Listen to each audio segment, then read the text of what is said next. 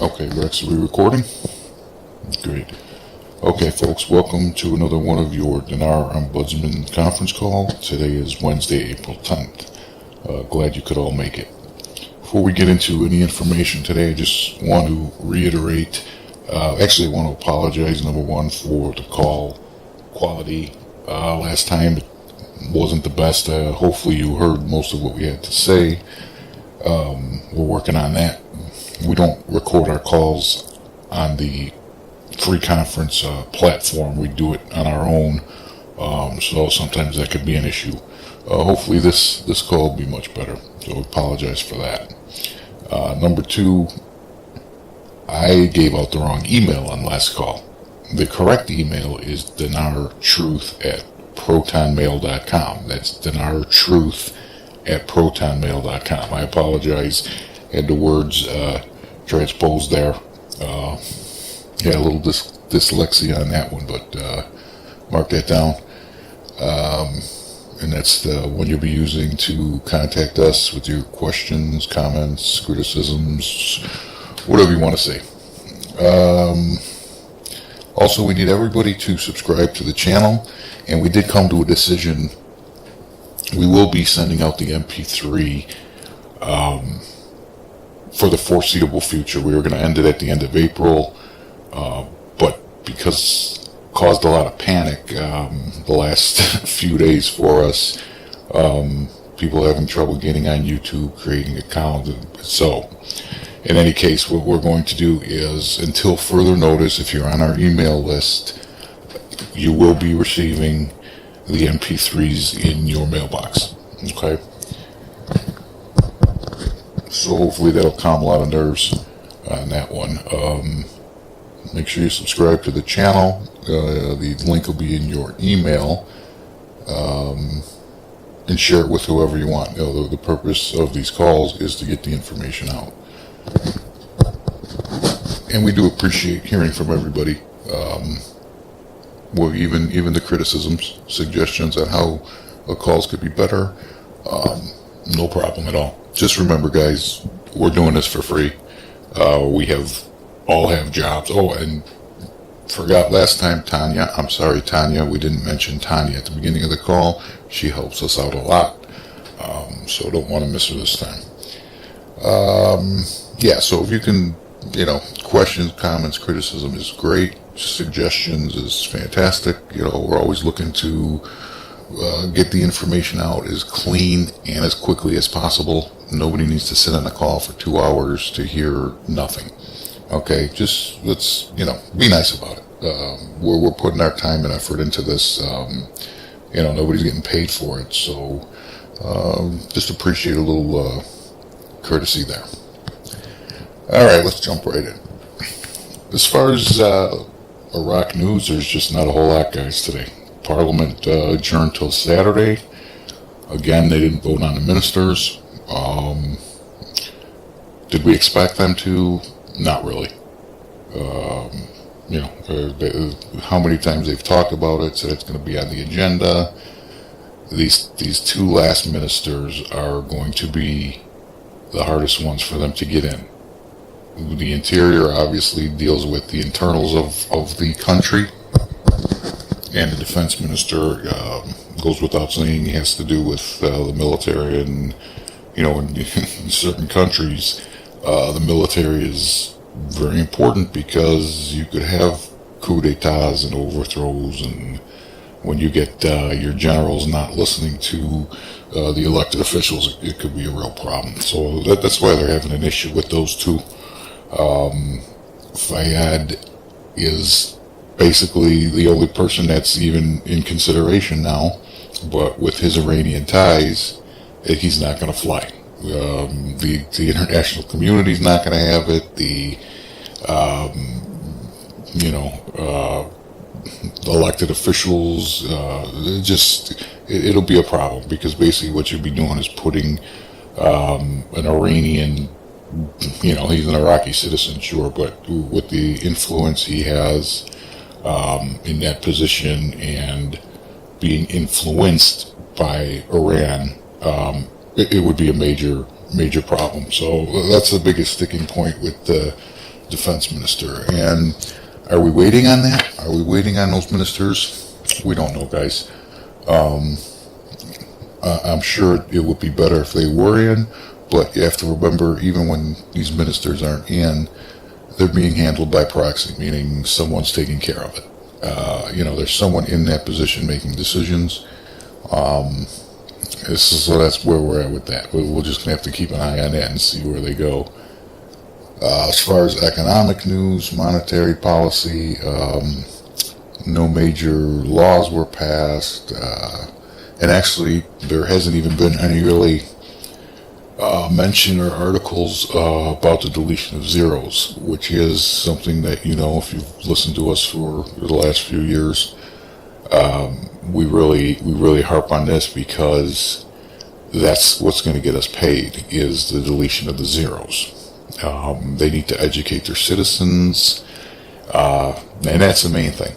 Shabibi said a long time ago one of his biggest concerns when they did this would be the citizens not understanding the protocol and how it's all going to work, and the education level of the average citizen isn't that high. So his concern was a lot of people getting really ripped off, because it's going to be a learning curve.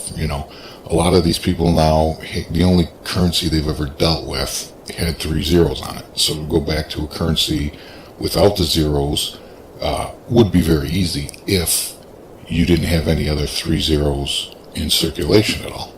Okay, so you see where the problem could be.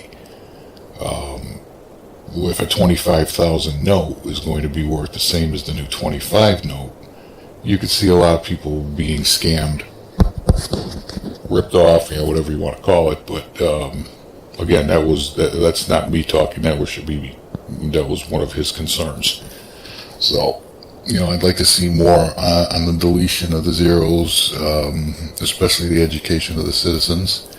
And we'll see that. They had some sort of seminar, a week or two ago at a university speaking about it. And it was pretty much, if you saw the article, it was everything that we talk about. And it was really good to see that, because that's the education that they're going to need. Besides running it on the TV, you're going to need all the universities, and telling the citizens how it's going to work, why they're doing it, how it's going to affect their purchasing power. So let's keep our eye out for that. In other news, they gave, it looks like Japan gave them another loan, basically. And this is one of many countries that have lined up to give them money. And people get a little nervous, get a little excited when they hear that they're getting money from other countries, because your mind automatically jumps to, why don't they just revalue their currency and then they'll have the money to do it? Well, if you think about it, it doesn't really work that way. Okay, even the wealthiest people in the world, they take out loans, they leverage their money, and it's no different with countries. You're not gonna, if you have $100,000 in the bank, you're gonna take that 100,000 out and buy a house with it, or you're gonna take about 10-20%, whatever's necessary out, and take a mortgage. You don't want to spend every last penny. It's the same thing with countries, guys. That's all we're doing. It's nothing to get excited about, nothing to get worried about. Everybody does it, so nothing to be concerned with there. The good news is looks like the IMF and the Arab Exchange and a couple other organizations came out with their forecasts for Iraq, and they're talking about somewhere near a 4% increase in their economy next year. Or actually, I believe it's 2019, so this current year, which is fantastic.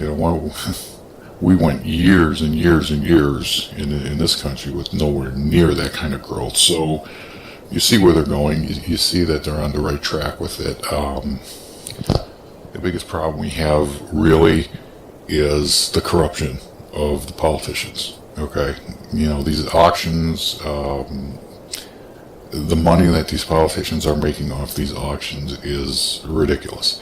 So now you're going to ask the politicians to figure out a way to stop the auctions and cut off their money line. So you see the situation there, and why it's a difficulty to get done.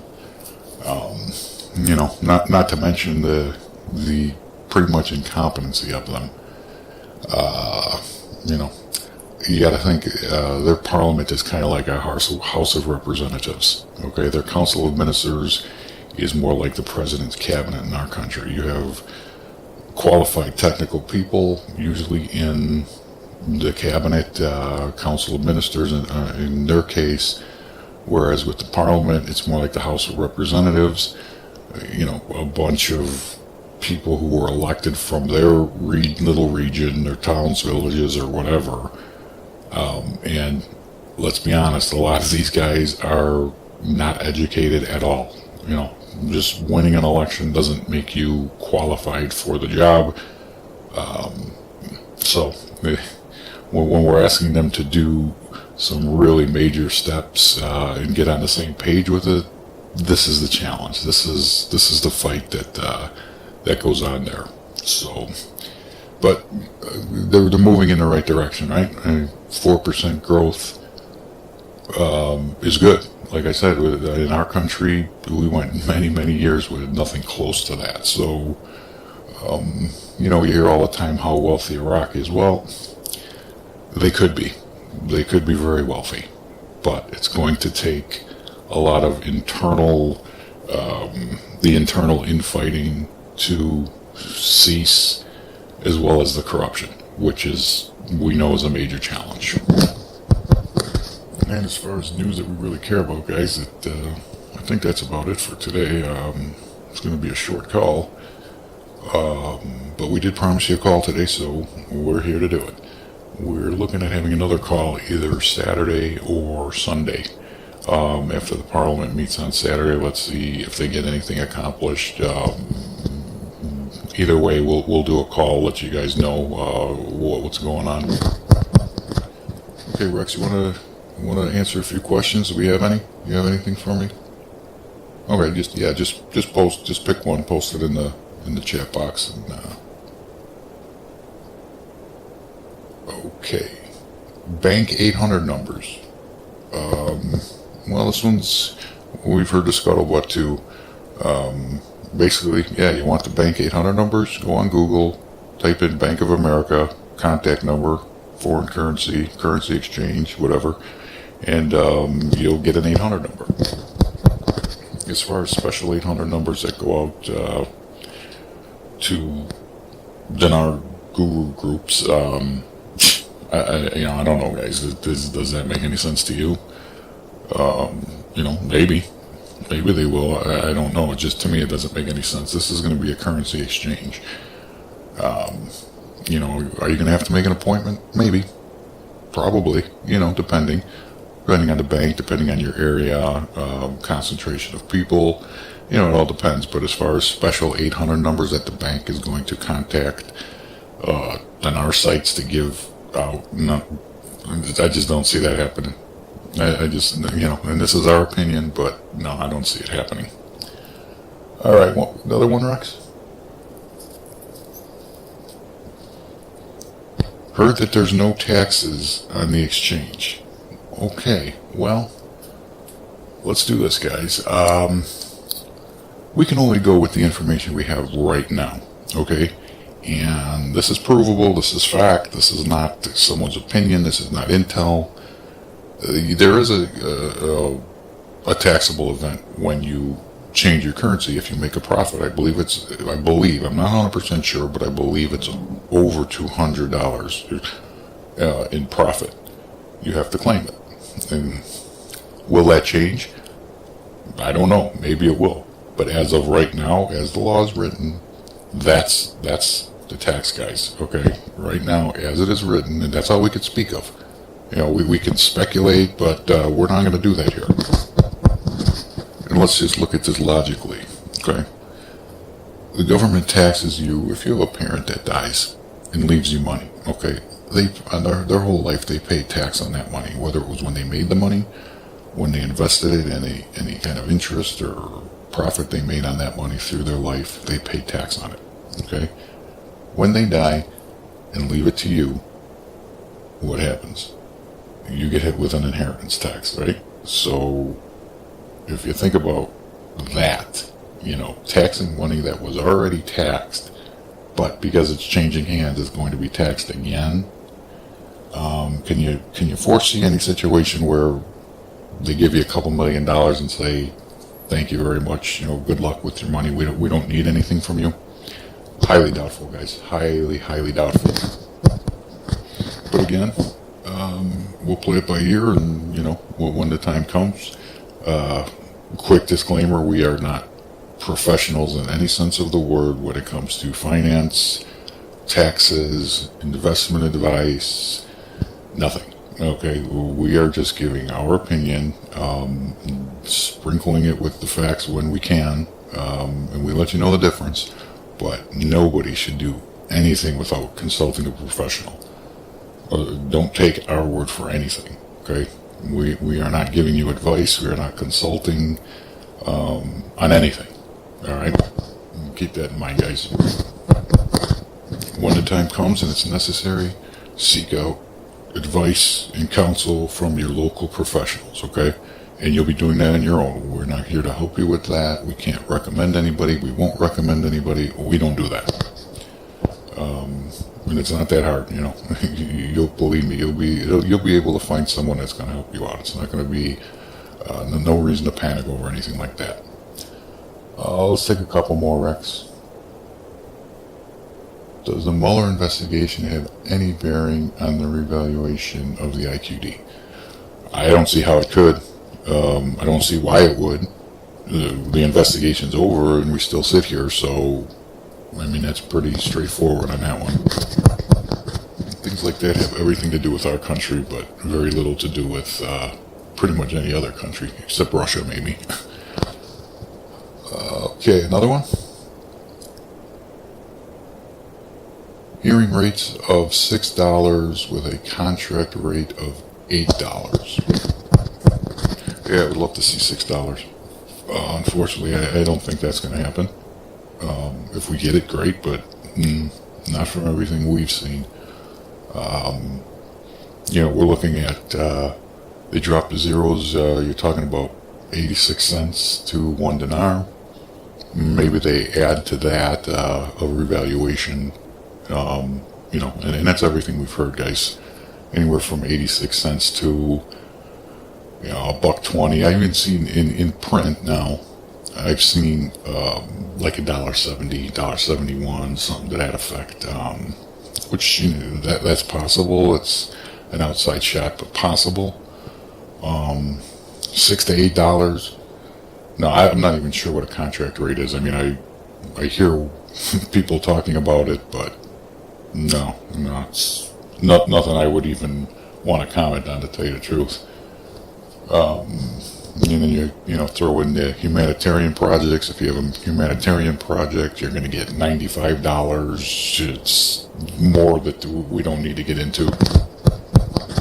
Mainly because that's just people talking, taking up space on a website or a blog or one of these aggregate places. So if you see something in writing, great.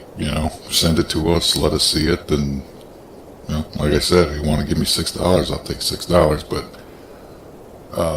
with all our studies for the past years, you know where we stand on it, guys. So. I want to just real quick back to the taxes. Just if you guys plan on the taxes and you don't get taxed, great, okay, but plan on it.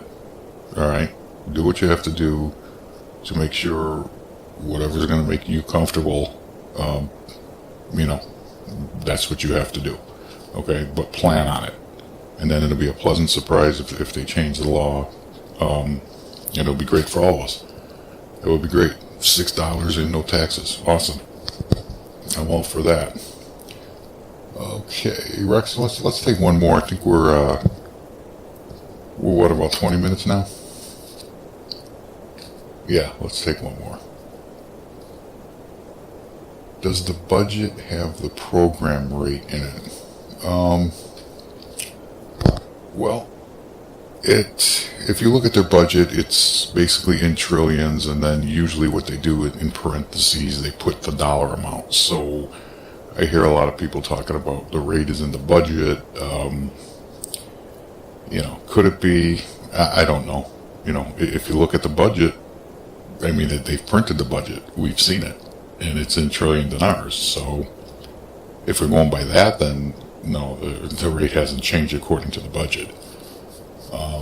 It's kind of interesting, the program rate, though, because a few years back when we were going back and forth with the IMF, asking them questions about their Article 4 consultations and whatnot, we had mentioned the program rate, and we had to explain to them what the program rate is because they had no idea. That's not a term that they use. So, again, I think it's just a made-up term in dinar land, but we understand what it's supposed to mean. It's the quote-unquote artificial rate, which people would.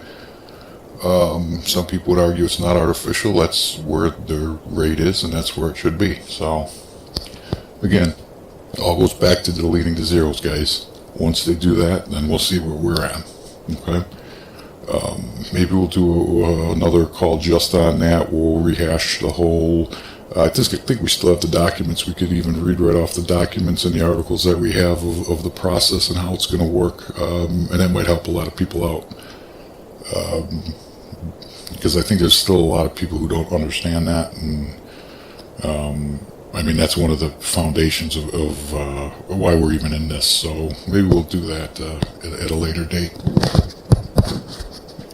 I think that'll do it for today. I think we'll just end it here. We'll get the MP3 done, and we'll have Tanya send it out to you guys by email. Anybody who's not on the email list, go find it on the YouTube channel. And again, any questions, the correct email to get a hold of us is, I'm going to look this one up, dinartruth@protonmail.com. That's dinartruth@protonmail.com. Send them on. We try to answer everybody, even if we don't do it on the call. If it's something Tanya can take care of, she'll write you a quick reply, especially stuff that has to do with anything outside of the IQD speculation. So anyway, you guys have a good Wednesday, and make sure you subscribe to the YouTube channel and click the little bell, because that'll tell you when the next call is up after we have it uploaded. And then you'll be up to date with everything, guys, and you don't have to listen to a call 4 days after it's done and we have new information already by that point. So anyway, have a good day, and we will talk to you guys this weekend, either Saturday or Sunday, depending on what happens. I'm not sure which day it'll be, but either way, we'll do something just to keep touch base with you guys. Okay, thank you, and have a good rest of the day.